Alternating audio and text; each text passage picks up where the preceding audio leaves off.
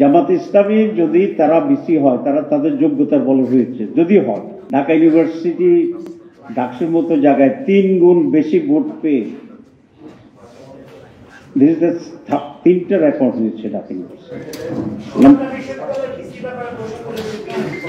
জি,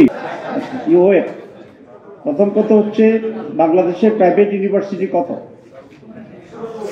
100-র উপর। আমি যদি ধরে নিই 16টা জামাত ইসলামীর লোক, যদি ধরে নিই, তার বাকিটা কাদের লোক?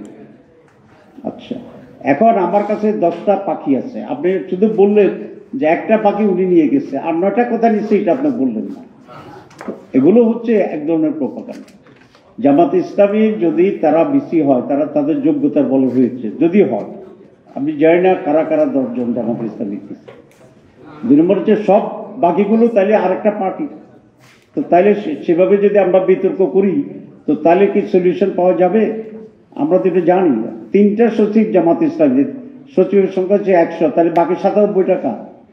এখন কথা হচ্ছে আমরা তো এগুলো বলি না। আমরা কেন বলি না? আমরা সব নেগেটিভ নোংরা রাজনীতিকে পরিহার করতে চাই। এটাই তো প্রমাণ হয়েছে যে ঢাকা ইউনিভার্সিটিতে শিবিরের সমর্থন, মানে মেধাবী অধিকাংশ ছেলেই শিবিরের পক্ষে।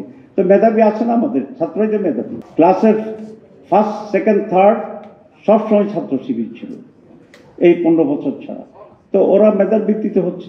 যেমন জাহাঙ্গীরনগর ইউনিভার্সিটি ভাইস চ্যান্সেলর তো ডিক্লেয়ার্ড নন ভেটারান বিএনপি, এবং সে কারণে নাটকও বেশি হয়েছে। এখানে যে নাটক হয়েছে, 12,000 ভোট করার জন্য 48 ঘন্টা সময় লাগছে। তো এসব নাটক আপনারা দেখতেছেন না।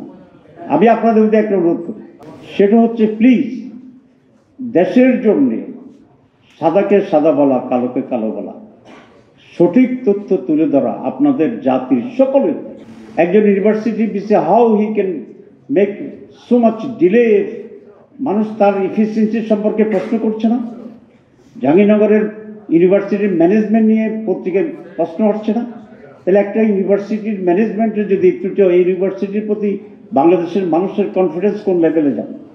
এটা শুধু শিবিরের জিতসিবিদায় আপনি এদিক ওদিক করছেন। This is not the very big issue.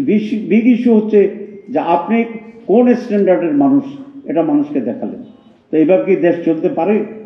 এই দেশ রক্ষার দায়িত্ব আপনাদের সকলের। শুধু জামাত ইসলামী ছাত্র শিবিরের লোকেরা পুরো দেশকে ঠিক করবে, এটা হতে পারে না, দায়িত্ব হতে পারে না। আমি অন্যতম প্রধান একটি পত্রিকার সম্পাদককে বলেছি যে ভাই, আমাদের আপনি পছন্দ করেন না করেন, this is your personal matters, I don't like to interfere, but বাংলাদেশের জন্য এখন প্রয়োজন আপনাদের সকলকে কারে ঠেকাবেন, কারে উঠাবেন, এই রাজনীতি পলিসির বাইরে দেশ রক্ষা করবেন, এটা হওয়া উচিত আর কি এখানে। এবং এই মেসেজ আমাদের জন্য, আপনাদের জন্য।